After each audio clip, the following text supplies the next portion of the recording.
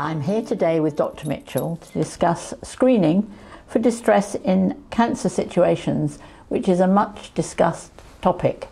Why is distress a target for intervention rather than depression?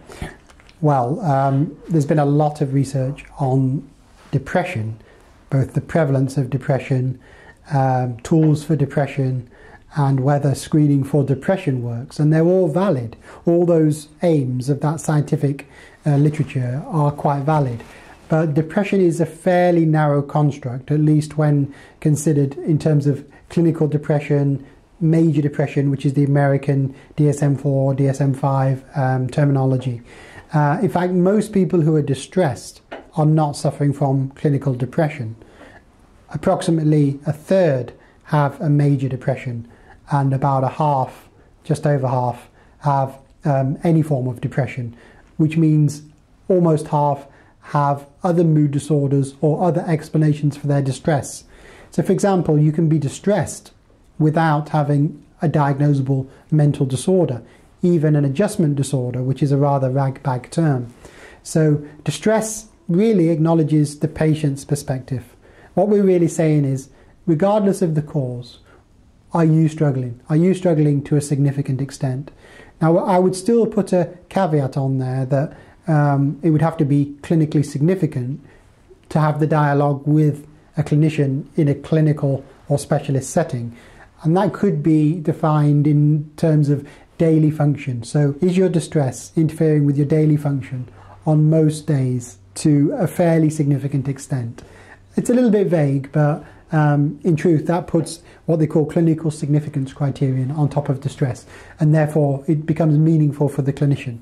Clearly, if you don't allocate clinical significance, a very large number of people are distressed as a result of their feared diagnosis, for example, cancer. Certainly the majority of people over the course of a year. So although that model is not invalid, you'd have to have a very broad range of interventions. If you add the clinical significance criterion, it narrows it down to those that really do need the help of somebody in order to resolve that problem. And what exactly is meant by screening? Well, when we talk about screening, what most people think of is just the word detection or recognition of the problem. It's a little bit more subtle than that. So when we talk about screening in a population sense, what we really mean is looking at a large number of people, the majority of whom probably don't have the condition of note, in order to rule those out who don't have the condition without missing anyone. To put it in technical jargon, without false negatives. A false negative would be somebody who has the condition but is overlooked. So we want to minimize false negatives. And in technical terms, the objective of screening can be the application of a tool or test to a specific group of people, often a large number, to minimize false negatives and move towards detection of the condition at hand. And is screening a multi-step process? Well, that's the implication. By ruling out those without the condition, if you think about it, it isn't necessarily confirmation of those with the condition. In other words, screening can introduce false positives. The only way to really eliminate false positives is to have a second step or second check procedure, sometimes called a multi-step or a multi-phased approach. And what that means is, after you find out who's screened positive, you don't assume they've all got the condition of note. You consider those as people possibly with the condition. The confirmation requires either a second screener, a second test or tool, which could be designed to minimize false positives. That would be called a case finding tool or diagnostic tool, or the use of an expert, a use of an experienced clinician in the sense of depression, anxiety, distress. Perhaps a psychiatrist or psychologist could interview those who've initially screened positive following the initial step. So it becomes at least a two-step process. It can be more than two steps, but it becomes more and more resource intensive the more steps you build in. It also becomes more cumbersome to design the program. So yes, it is a multi-step process, really. And is screening in cancer recommended? Screening in itself for distress or depression is controversial. There are a certain number of authors that say we should go ahead with screening, that it definitely works for distress, depression or anxiety. There's others that say it doesn't work, we shouldn't go ahead with it. And there's others that are in the middle. So there's a variety of opinions, if you like. And what that means is the evidence is not 100% clear in any direction. It can be interpreted in a variety of ways. Certainly there is evidence to show that distress, depression and anxiety are common and burdensome for patients. Not many people would argue with that. There's clear evidence that many people are being overlooked, i.e. their conditions not being picked up. So most people would agree with that. The question is, what then do you do about it? For example, you could say, let's not have a systematic program with a tool or test which is applied to large numbers. Let's wait for the clinician dealing with the patient to raise an alarm, to flag up that the person's suffering with a problem. The difficulty with that is that approach, the clinician alone approach, has been studied quite extensively and it leaves a lot of people untreated. Roughly 50% to 75% untreated if you just leave it to the unaided clinician to look for distress or depression, particularly when that unaided clinician is working outside of their comfort zone. For example, a cancer clinician who's looking for a mental health problem. However, that doesn't prove that screening actually works. If you think about the way drug trials are done, drug X, a new drug, is invented and then it's trialed against the current standard. That could be treatment as usual, but it could be drug Y, which is already on the market. Now, if you think that most centres are not using systematic screening for distress or depression, an ideal design study would actually be to randomise one centre to use a screener, all the clinicians there, and then compare it to another centre or multiple centres without.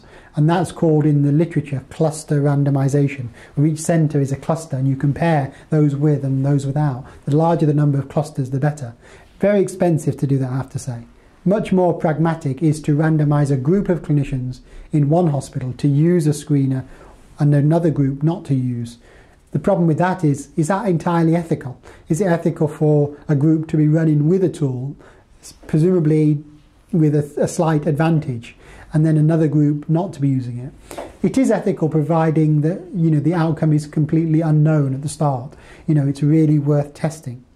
If already you know the results, then of course it wouldn't be ethical to use that design. Another design is not a randomised trial where clinicians are randomised, but a so-called sequential trial where historically maybe we didn't have the screener here, but we collected data and then we used the screener for a period of time, maybe another 6 or 12 months. And we're kind of assuming conditions in the hospital didn't change too much. And we're going to compare in that sequential cohort what's happened before and then after and see whether there's any difference. And these are all ways to compare whether screening makes a difference to treatment or diagnosis as usual. We need an outcome like, does the patient benefit more from the screener? Does the clinician detect more cases of distress or more cases of distress treated appropriately? We need valid outcomes, but assuming they can be agreed, you can test out whether the screener has made a difference. So what do you see as the main problems with screening? Well, there's the main problems in terms of study design, and then there's the main problems in a practical sense. So just quickly, in terms of study design, one could say the classic argument here is really, has the screener, if it's shown to detect a certain number of cases, would those cases have been detected anyway? Because if you left it longer, maybe the clinicians would have found them. So people only really accept the argument that new cases are detected or people that wouldn't have been detected anyway in the comparator arm. That's one thing regarding the study design. Another question is that if there's a positive outcome, when somebody's detected, let's say distressed, of course the clinician should respond with an appropriate treatment. And then if you look at it in terms of outcomes and ask, was it screening that made the difference? Somebody could argue, oh, it wasn't really the screening that made the difference, it was the treatment that went with it. In other words, screening gets allied to treatment, that's quite appropriate that that happens. But when you're trying to disentangle it, it may be hard to prove that the screener, in other words, the recognition element, was the one that made the difference. So, now, hang on, I haven't said about the problems for clinical practice. So that's the problem for screening in terms of design. The problem for screening in terms of rolling out to clinicians, assuming that's done by a hospital or an organisation, is generally the issue of cost, setup cost, and then the burden to the clinician. So imagine if I've got a clinic with 10 patients and I'm only allocating them 15 minutes each, and that's to discuss their medical problems in general, their pain, their fatigue, hair loss, lots of problems that come with cancer and its treatment. How much time of that 10 to 15 minutes am I going to allocate to mental health problems? How much time am I going to allocate to ask generic questions on mental health or mental health distress? And the answer, sadly, is very little, as you can imagine. It's generally overlooked, grossly overlooked. And you can understand why if you put it in that setting. Now, one way to get around this is to raise awareness of distress as an important sign. And in Canada, one important innovation of the last few years has been to flag up distress as the 6th vital sign, to say, it's not just pain or blood pressure. We need to be thinking about distress as a vital sign that clinicians should automatically monitor. And if distress is a kind of important opening place to ask lots of further questions, I quite like that, because it just says keep the root question about, is there a mental health problem, or are you struggling today with something? Keep that on the agenda for everyone, and then you don't necessarily have to ask detailed questions unless they answer positively to that initial screener. So the big issue for screening, which generally takes time, is the issue of burden for staff. And as you may be aware, we and other groups have actually measured the burden, the perception of the screening program by staff. Roughly a third of staff members said they didn't find screening that useful. So yeah, okay, it was the minority, but a lot say, even with the program running, I'm not totally convinced it's really working. And that's an issue for a rollout of any screening program. Those frontline clinicians have to buy into the program. They have to see the value of it, not just in advance, but actually live when it's being used. They actually have to be benefiting from the program so that they continue to use it. So what does the evidence show regarding the effectiveness of screening?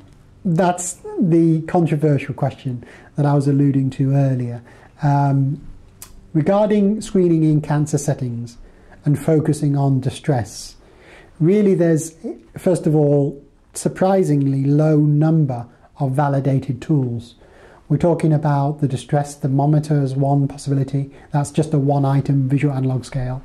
We're talking about at the opposite end of the spectrum in length, the HADS, Hospital Anxiety and Depression Scale, and some new multi-domain scales which hope to improve upon those methods, but in a very short, simple package. Ours is the Emotion Thermometers tool, but another one is the ESAS, the Edmonton Symptom Assessment Scale, which is also available. Now, those are the tools. Yes, we do need more work on validation of those tools, but really the evidence is not about the tools, it's more about, do the tools make a difference in clinical practice? And there have been a number of studies. There's certainly been 8 studies looking at distress where we've looked at sequential cohorts. Has the rollout of screening made a difference? And in at least half of those, it's made some kind of difference. And overall, if you add up the effect across all studies, the one thing that's measured fairly consistently is the change in referral rates. So how much has it affected how much the clinician sends somebody on with distress, or in some cases depression and anxiety, but focusing on distress. How much do they refer on somebody with troublesome distress, let's say persistent distress that could be helped by a specialist? How much do they refer that patient for specialist help? And essentially the effect of screening, to put it in a nutshell, is it increases the referral rate by about 10%. That could be good news if you're pro-advocate of screening. Yes, it definitely improves screening. But it could also be bad news if you think, that doesn't sound like very much. You would be right, because the baseline number that's referred on is often around 10% anyway. So we're talking about an increase from 10 to 20%, with 80% unreferred or missed for at least a period of time. So screening on its own doesn't solve all of the problems in psychosocial oncology for recognition and referral and treatment of the patient. It leaves a lot of patients untreated. So how, in your opinion, can screening be improved? So if screening is partially improving things, we need what I would term enhanced screening to improve the screening model more. Okay, we need to prove it works, and it's true there are only really a handful of enhanced versus non-enhanced screening studies. 3 spring to mind, and the main one is from Linda Carlson in Calgary in Canada. Linda Carlson and Barry Boltz have done a very impressive study with quite large numbers of patients, 1,000 in total, in breast and lung cancer. And the bottom line is that enhanced screening, by enhanced, I actually mean tying screening to a mandated treatment and follow-up procedure. So rather than just saying, great, we've detected more patients, we actually say, and then what have you done about their distress? So we actually mandate a treatment for those that screen positive. It's not optional, it's actually standard. If you do that, it improves the care by at least another 10%. But I have to say, in the studies, still a large number of patients go unaddressed. So even the enhanced screening model, which is screening plus mandatory follow-up or treatment, doesn't solve everyone's problem, but it is an improvement. And with larger numbers of studies, we might be able to show more convincingly that the evidence for screening is clear. I would say without that enhanced screening model, the evidence for screening is very weak. If you take out the treatment arm, the mandated follow-up, then the truth is that screening on its own probably isn't that worthwhile. And that's not just a message from cancer, it's a message from other settings like depression and dementia. If you don't have a good treatment, enhancing recognition is generally not that beneficial. So basically what you're saying is that screening for distress in a cancer situation needs to have a follow-up program to be effective. Exactly. Screening on its own is generally not recommended on its own. It needs to be built into a program that improves quality of care from beginning to end, but particularly the follow-up and treatment of the patient. And to ensure that, there needs to be some kind of system of checks, audit on what's happening to the patients as they transition through the centre. In other words, don't just leave it to a kind of haphazard assumption that we're picking up most of the patients. Nearly all the studies that look at recognition rates show that most patients are not fully helped for their psychosocial concerns. We just completed a meta-analysis on this, which means a synthesis of the literature. It's not published yet, but across all studies around the world in cancer settings, 40% of patients with clear distress or depression were adequately helped by their by staff in that cancer centre. 40% were helped for their problem. So 60% were not helped. So we can't labour under the assumption that we're doing a good job in all these centres and everybody's been picked up. It's actually better to use the reverse assumption that we're probably missing lots of patients. What can we do about it? And in fact, that's the appeal to funders who are looking at this area and perhaps don't understand it. They might be thinking, well, we're investing quite a lot in psychosocial oncology. Almost certainly that isn't enough, because there's lots more patients out there who are struggling that would be benefiting hugely from being detected and treated earlier. And we can do that if we have the investment in our programs in order to attend to the needs of those patients. So this does appear to be a very worthwhile program to achieve and progress with. Well, centres that are really ahead of the game have used their screening program to inform the funders that there's a gap and therefore we need the resources, and they've got enhanced funding from that closed loop, if you like.